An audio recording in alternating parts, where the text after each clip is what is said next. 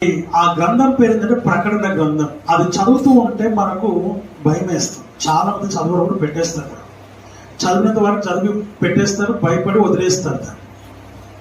అది చదవాలంటే మనము నార్మల్గా ఉండి చదివితే భయం వేస్తుంది. కానీ దేవుని సన్నిధిలో దేవుని సహవాసము సమయాన్ని గడిపినటువంటి వాడు, దేవునితో సాంగత్యము చేసినటువంటి వాడు ఎలా ఉంటాడు అని అంటే, ఆయనతో ప్రయాణం చేస్తూ ఉన్నటువంటి వారికి ఇలా జరుగుతుందా అనే కుతూహలం, ఆ ఉత్సాహం, ఆశ, కోరిక కలిగి ఇంకా చదువుతూ ఉంటాడు.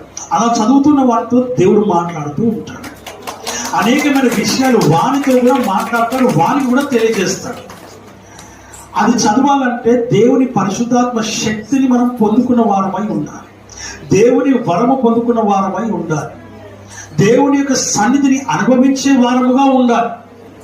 దేవుని సన్నిధిలో నువ్వు ఉంటేనే తప్ప దాని యొక్క విలువ అనేది నీకు తెలుస్తుంది.